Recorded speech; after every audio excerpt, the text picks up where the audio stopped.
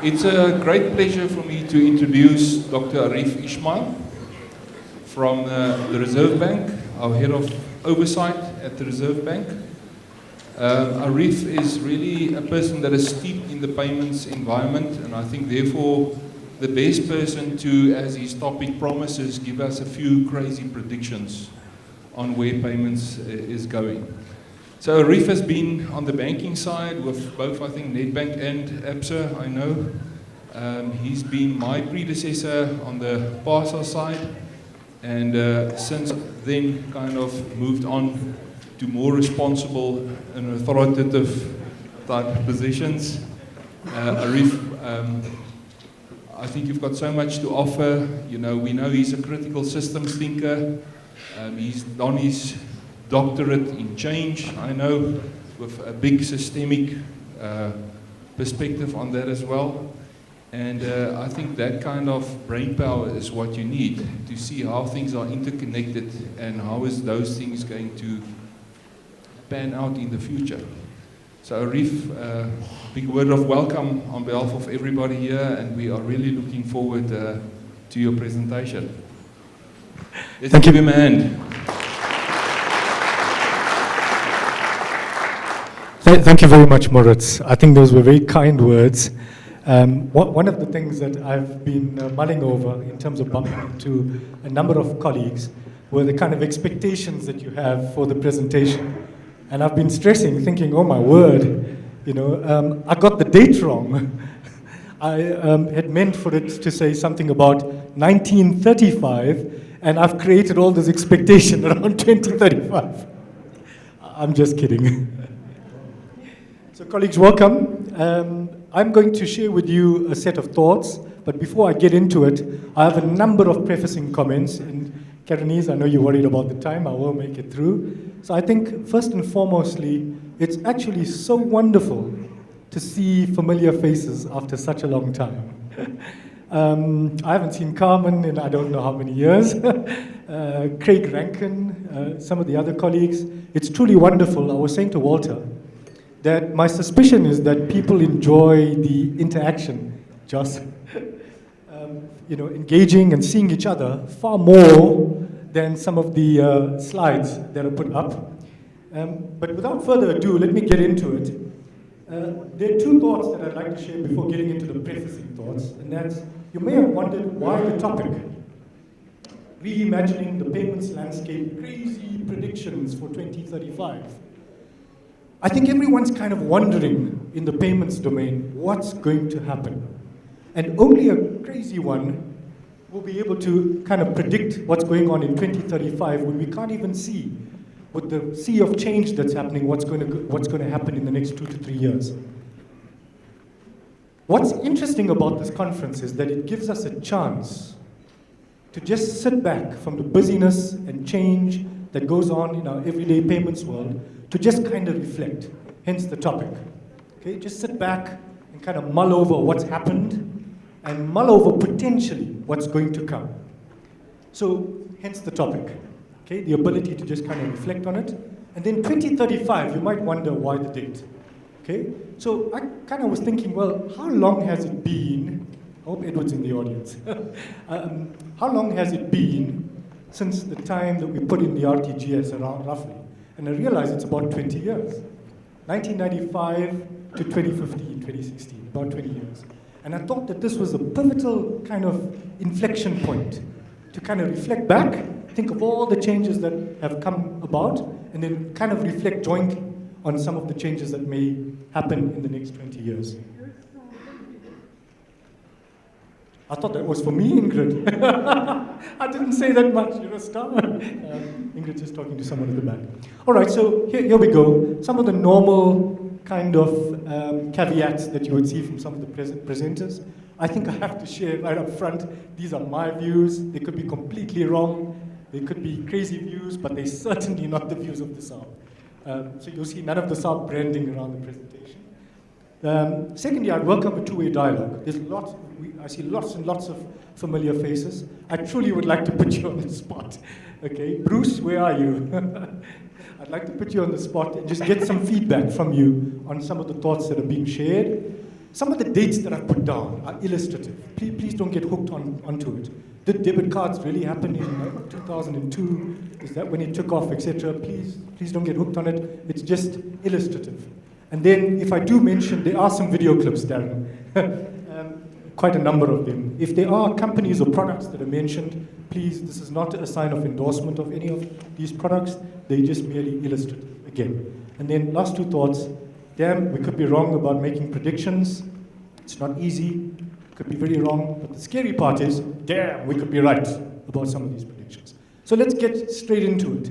A lot of presentations people attend, and Anne and I were talking earlier on, the attention span that human beings have is about, who can guess? 20 minutes, 5 minutes, says Ilza. I've just read up that the attention span is about 12 seconds. A goldfish is about 9, so we're not doing too bad. So I'm going to get into it and say, welcome to the age of 2035. I'm calling it the age of everything at my fingertips, or better still for the academics in the house, the age of interconnectedness. Would you like to see what it might look like? Yeah, it's a 4-minute clip, bear with me. Here we go. Look out for some really fascinating innovations.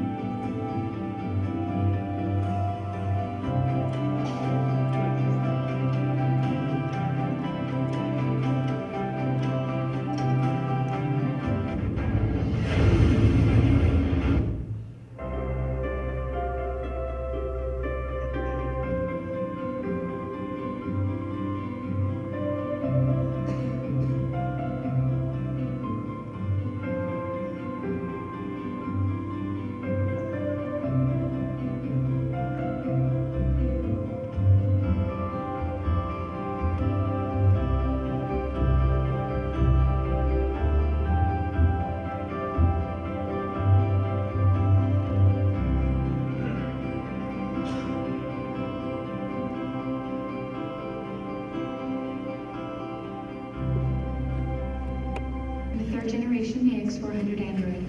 I can look after your house, do the cooking, mind the kids. I organize your appointments. I speak 300 languages, and I am entirely at your disposal as a sexual partner. Ouch. Not so kosher. So I showed this clip to my daughter, and she said to me, "Daddy, can I please," meaning the earlier innovations, "can I please have one?" And I said, "I'm certain, my darling, in time. I'm certain." So this is a quote from someone else, but Mark Carney, the governor of the Bank of England, about 3-4 weeks back, put this up in his speech, and he said, "Bliss was it in that dawn to be alive, but to be young was very heaven." Meaning, wow, the kind of stuff that we're going to see in the next 10, 15, 20 years to come would be incredible, and what it would be to be young again so that we could extend our life and see stuff way beyond the next maybe 50 years. So this is the presentation. For some part of it, I'm going to rush through quite quickly, and it's intentional. It's to get through the first 20 years. All right, so I'm going to cover 1995 to 2015, and Marie, I'm calling it 20 magical years. And you might wonder why. Okay, for the payment practitioners who have built our payment systems sitting in this room, I hope you have an appreciation for what you've built. Then there's a little bit of analysis. Okay, just a bit of analysis, some sense making around what do we see happening, and that hopefully informs what's going to come in the next 20 years, the age of interconnectedness, or the age of everything at your fingertips. So 20 magical years. As I said, I'm going to go quite quickly. So some of the things that we've seen happen. 1995, the Deputy Governor mentioned it this morning, the first vision that was put together by the likes of Johnny Pinar, Edward Leach, and so on. Then, believe it or not, there was no PASA. Okay, 1998, if I remember, 2000, around there, we then got PASA. People would argue about when internet banking really took off. Believe it or not, it's like 15 years, right? Debit cards. I'll share some data on debit cards just now. It's quite interesting to see that we're so used to pitching at a shop and swiping, purchasing our goods and services. Okay, then FASTA, the need for speed, RTC, wasn't really around until about 10 years ago. It's invention, yeah? Then, if you look at the next slide, I kind of positioned the second one, early bird catches the worm, EDO. Okay, that's also the last 10 years. Okay, mobile banking, mobile payments, cardless ATM transactions, some of the stuff around the migration from MagStripe to EMV has taken place in the years 2005 to 2012. Some of the stuff on the right-hand side for the last 3 years or 4 years has been mind-blowing. Okay? Some of the stuff I can't even pronounce. QR codes, MPOS, contactless payments, 3D secure, tokenization, GeoPay, Apple Pay, Google Pay. People are now calling them GAFA. Don't know if you've heard that term. Yeah? Google, Apple, Facebook, and Amazon. Host card emulation. We'll talk about a little bit of it just now. Biometrics, remote payments, and so on. So here are my observations. Observation 1. The core plumbing was built just about 20 years ago, RTGS. Before that, we had no RTGS. Second one, as I pointed out, swipe away, debit cards. You see the volumes today in the interbank domain is now more than 15 million. There were tiny volumes back in the early 2000s. We were immobile. We didn't really have mobile payments, okay, back about 10 years ago. The need for speed, just about 2004, 2006. As I pointed out, early bird catches the worm. And then this is the period that I call the calm before the storm. We thought nothing's happening. Okay, when I was in PAS, what's going on here? Why are people not inventing, innovating as an industry? And boom, the age of magic. Okay, the great mobile tech explosion. Innovations, as I pointed out in the last slide, beyond expectations. Okay, and I say that, well, not me, but some anonymous person says, any sufficiently advanced technology is indistinguishable from magic. It actually feels like magic when these things are happening. Don't believe me? Let's get straight into it. Now it's my turn to put you on the spot. Okay? So I'm not going to unpack the innovations in terms of a use case. All right? But what I'm asking for you to do is to just think about what the underlying value is. Okay? What is the benefit for a consumer? What is this innovation doing? James Simpson the other day at the PASA conference said, just step away from all the techie talk and ask the most basic questions. What is this thing driving? What is it giving us? Who can guess? This is MagStripe to EMV. Anyone wants to guess? Please guess, shout out. Their prizes, I'm lying, but yeah. Guess, what's this? What's the underlying value? Security. That's the natural reaction, and I think you're right. Here's a slightly different view to it. Okay? For the first time, you can stick your card in a point-of-sale device, put in a PIN, the transaction can happen offline. Okay? Transaction can happen offline, and the PIN is validated at the device. For the techies in the room, you'll know that for PIN to be validated, you need big gray cows, right? In order for the PIN to be validated. That's the beauty of this technology. Next one, what's this? Okay, internet banking, mobile banking. What does it do? What's the underlying value? Shout out.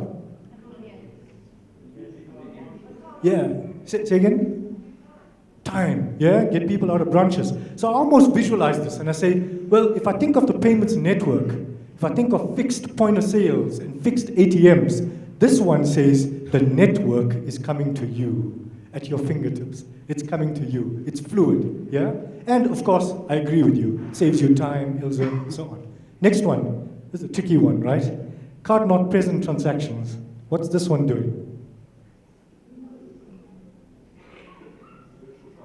Virtual shops, yeah. So I can buy my stuff, my goods and services from anywhere in the world, yeah? Apart from all the security stuff and so on, okay? I don't mean the underlying technology. So what does this one give us? I think the answer's on the slide. Okay, security, yeah, sure, security, but the underlying value is, what is it? Confidence, yeah. Okay, cool. Okay, next one, impulse. I'm going to go through it pretty quickly. Okay, so once again, a fixed network, and before I'd have to get up and go to the point of sale and pay for it when I'm in a restaurant. Now the point of sale comes to me. Even more beautiful, I could be a plumber, an electrician, and I could come to you and you could accept card payments. Okay? This one, I thought about it with the second speaker, was the first speaker after the DG, and biometrics, and she captured it so beautifully. What is it doing? You've heard it all this morning, so I don't need to remember my PIN or password. Okay? This one's QR codes. Okay, you see it more and more in the domain, and my sense of it is, yes, it's a new form factor, but I don't want to be bothered. Okay? As human beings, I think from a payments perspective, we want things to happen fast and seamlessly. We don't want to wait for the waiter to come to us. This is kind of what it gives us. I kind of thought about this one, which is the Apple Pay, Samsung Pay, whatever Pay, and what does it give you? And my own sense from talking to someone who uses Apple Pay for their coffee at Starbucks, and they say it's wonderful when I pitch. Okay, it almost feels like a personalized service and it happens so quickly. And then two more to go, or I think it's two more to go. This one's mobile pay by proxy, or what the Swedes are calling Swish, or PayM in the UK. And I don't need to remember your account number. I can simply say, I want to pay Carmen. What's your cell number? Bob's your uncle. It's done. Okay? Everyone's familiar with this one. Okay? The examples Uber, or what's it called, Jeannie? BNB, BDBNB, ANB. Okay? And for me, this one's amazing. I have the ability of being able to see the taxi driver that's coming to me, look at their profile, figure out what the car would look like, etc., etc. But the bottom line is that I don't have to worry about the payments. True? The payments happens in the background. It's seamless. Okay? And that's what we're striving for as human beings. Okay? I don't like washing the dishes, Shirley. Get a machine to do it. Okay? That's the secret, yeah? And then the last one, this one blows my mind. So we always talked about chipped in something, like a watch or a mobile device, a card, yeah? This one sits in the cloud, yeah? Okay, so all of these technologies, I call it, this is stuff that we've already seen over the last 10 years, okay? The age of magic. But we may not sit back and think about it. Wow, this is not the stuff that we've seen in the 2035 clip. This is stuff that's already there. So this is a very short clip. It's meant to just have some fun, all right? So, and the Samsung guys will be happy. So enjoy the clip.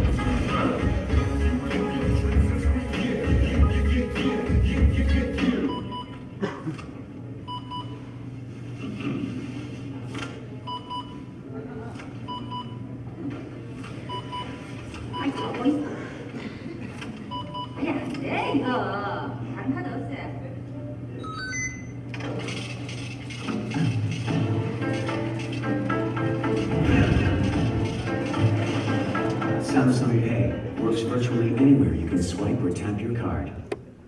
The age of magic. The age of magic. That's what we're experiencing. Okay? So, a little bit of sense making. What's going on here? Let's have a look. All right, so I say lots of innovation around card, get that, yeah. Embracing of mobile technology, that's what we see happening in the last 10 years. But there are some basic stuff that becomes quite key from a consumer perspective. The first one is safety and security. I will not give my money to anyone unless I know it's safe and secure, whether that's on a form factor like mobile or card. The second one is it's got to be easy to use, easy to understand, convenient, and of course, free in my case, but cheap. Right? Next one, it's got to be quick and fast. It can't take forever. You heard the Deputy Governor moan about transactions that take too long in the interbank domain. Where's faster payments? Okay? Then it's got to be hassle-free, and I've got to get something back for it, some loyalty. And then, of course, it's got to be seamless. I don't want to wash the dishes. This thing's got to happen in the background. Okay? Then, I think, what else do we notice? So we notice, if we look very carefully and slowly, we notice that there's various levels of innovation that are taking place. The first one is, you've got to have some sort of platform. Okay? Platforms are typically RTGS, high-value payment system, card, RTC. There's got to be some rails that connect banks. Then there's certainly some channel-level innovations. Okay, you've seen them, QR codes, biometrics, MPOS. There's certainly instrument-level innovations. Card on mobile, contactless NFC, etc. We've seen some product-level innovations. I'm using the term broadly. I'll explain it a bit later on. Okay, and this is something we should keep our eye on. And then lastly, we see business model innovations. Okay, integrating supply and demand of goods and services and attaching that to the payments value chain. Okay, like host card emulation and Uber. Right? So I'm just going to summarize it. What we basically see is you've got to have some platform that connects the two sides of the market. You've got to have some channels. That's the innovation that we've seen. Some instruments. Okay, and wow, the slide's really bad with the color. And some product level innovation. Okay, then we see, as I've pointed out, platforms that are coming together, like Uber. And what do? Boom, they join the value proposition between the two platforms, making it all seamless, magic. Okay? What has enabled this evolution? I'm going to go through it quite quickly without explaining because I want to get to some of the other slides. I think regulation has been one of them. You might find that surprising. Without the Blue Book, without putting stuff together at the platform level, okay, RTGS systems, card platforms, and so on, ain't going to happen. But there is an underlying trusted store of value. It is fundamental for all of these things to take place. Technology, certainly, you wouldn't disagree with that. Okay, standards and payments platforms, these are the normal things. Needs and demands from customers, and then, of course, some security challenges that have seen innovation take place in the payments world. The question that I then asked was, have we seen it all, Ain? Have we seen it all? Here's a quote. Whoops, next one. Okay, here's a quote. Okay, everything that can be invented has been invented. How many of you think that's true? Okay, I don't suspect that we'll get any hands up. This is from a gentleman in 1899, okay, and he believed that everything that can be invented has been invented. So what may change? What may change? I'm going to go through this a bit slower. Still got about 15 minutes. So I think the first thing that might change is regulation. There's still 2 billion people who don't have bank accounts or access to financial services. Okay? And I think you also heard in some of the discussion from the Deputy Governor that there's a sense that that has to be addressed. And it isn't just having a card and drawing cash from an ATM. It's broader than that. So I'm not going to go through this framework in any detail because I think Ingrid Goodspeed will probably be talking about some of the financial inclusion bits a bit later on. But this is a framework that's been put together by the World Bank in a report called Payments Aspects of Financial Inclusion, PAF. And there's only 2 aspects that I'm going to point out for you today. The one says you must do an intense review of your legal and regulatory framework. And one of the things we're beginning to see as a regulator across different jurisdictions is that the idea of having non-banks in your payment system, in the clearing and even in the settlement domain, is beginning to take shape. Mark Carney made that very clear in his speech, okay, about 2-3 weeks back. the ability of having more and more players having access to key infrastructure. The second one that I want to point out to you is the idea that you don't need a bank account like a savings, check, or demand deposit account. You could have an account like you have a PayPal account, okay? And that account facilitates or should facilitate payments for you, okay? Just two aspects that I think is going to change the landscape to come. How would it impact it? You can guess, okay? This is about the underlying store of value, and it's also about the rails, getting access to the rails. The next one, everyone's talking about it, okay? Digital assets on a blockchain, okay? And to the question that was posed this morning, yes, there are use cases that are beginning to emerge. It's still early days, okay? Are there payments use cases? Certainly. We're beginning to see them happen in the domain, okay? What would this mean if central banks starts offering digital assets, okay, through blockchains and distributed ledgers? What would it mean? Okay, have a think about that. I think it might change the landscape. Right? How could it possibly change the landscape?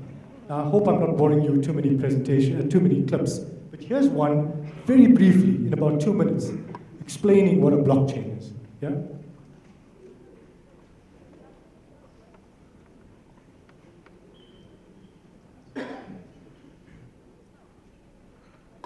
Is actually counted.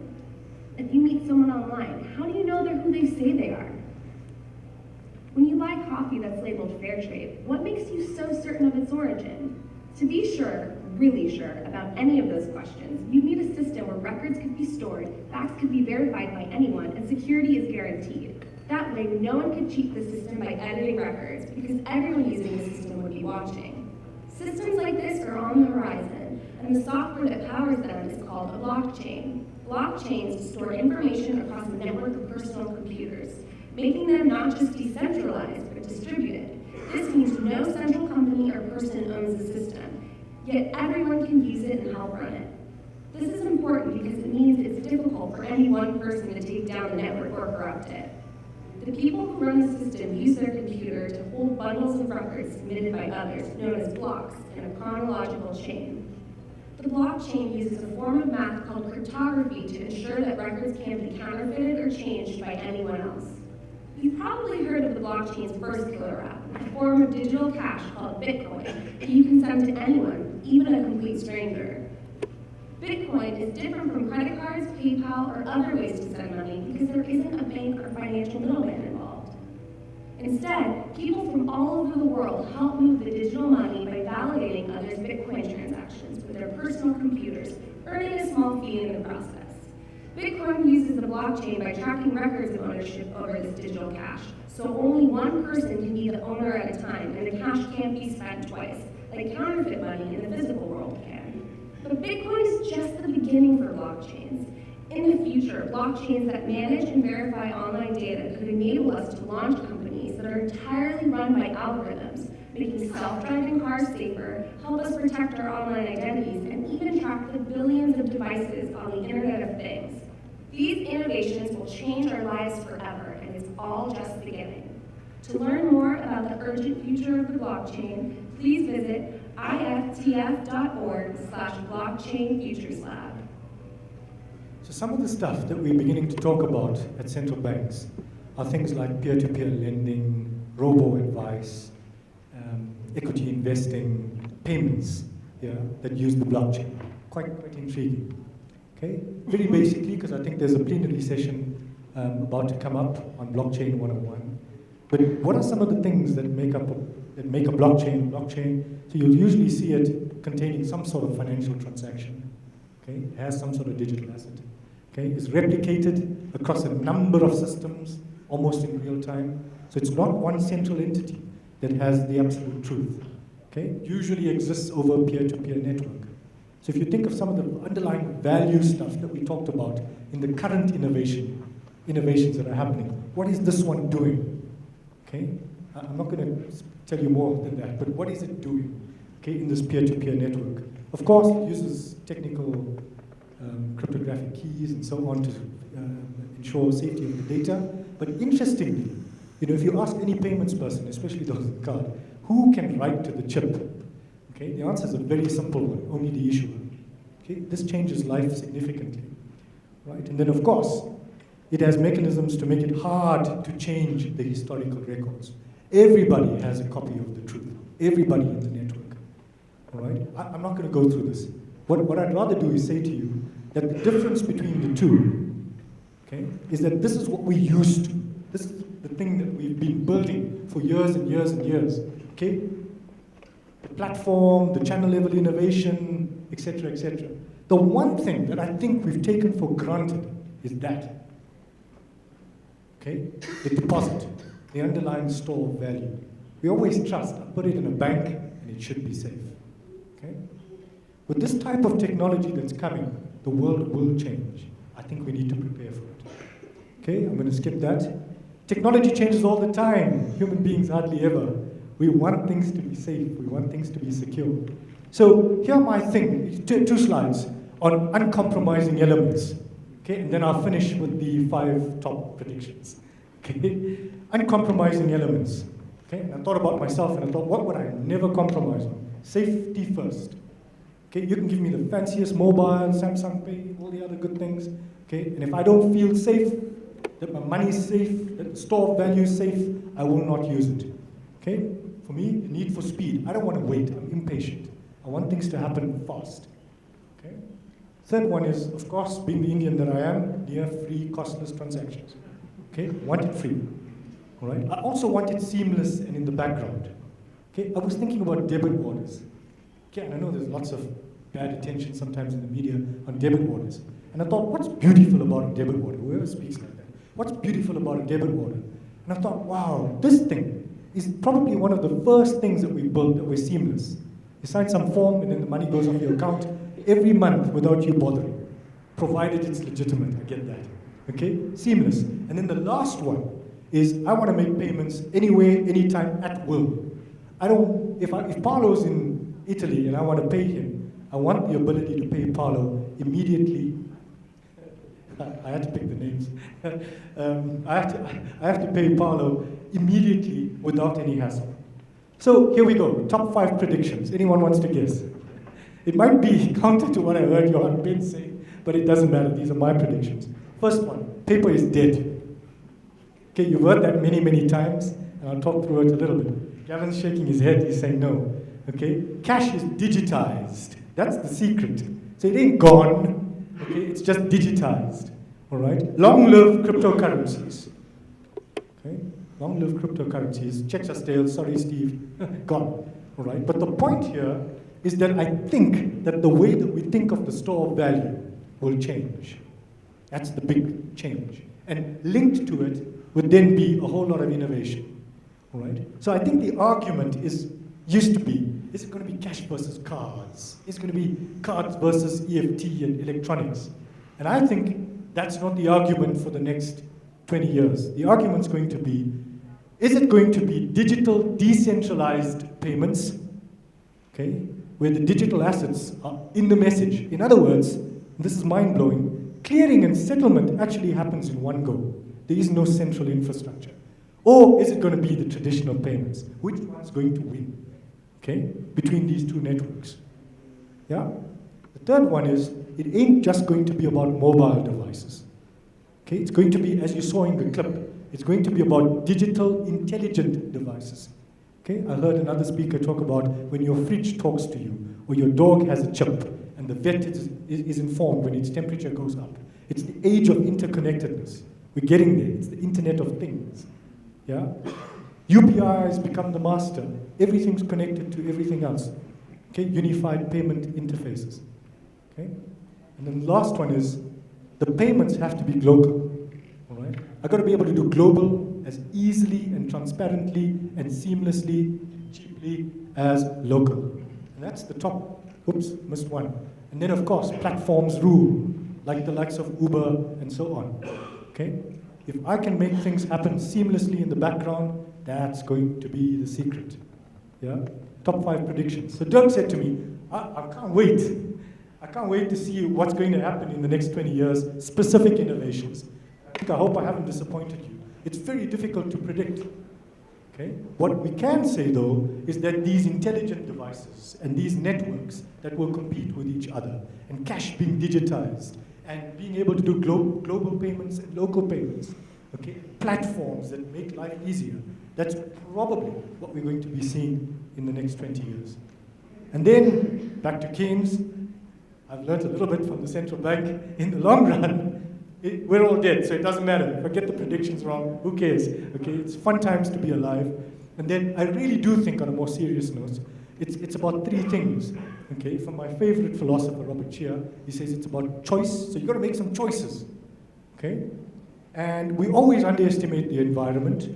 Okay, there's chance from the environment, things change, and then from that we learn that stuff that we thought would work 5 years ago, 4 years ago, 3 years ago.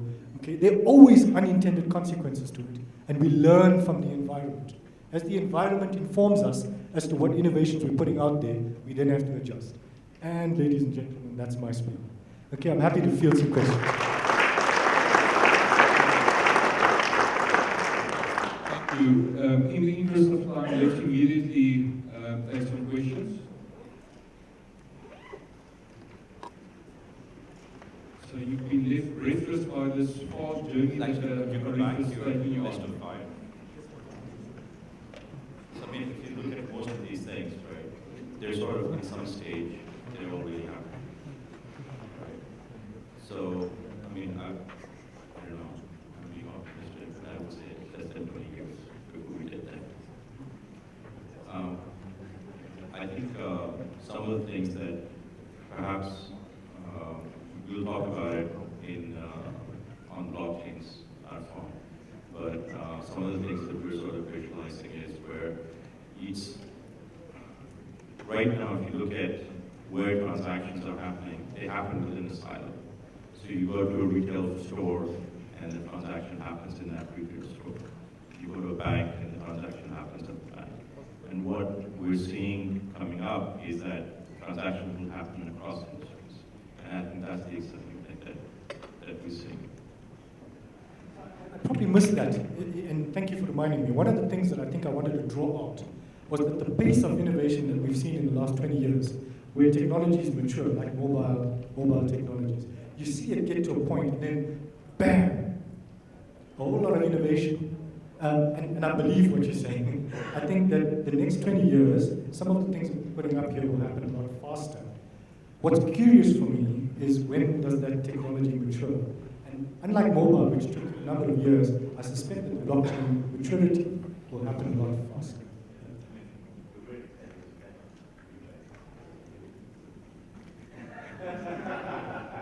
That is true. No pressure on you there. Absolutely. Absolutely. Any other question? Let's take some questions. Perhaps one or two questions. Bruce, where are you?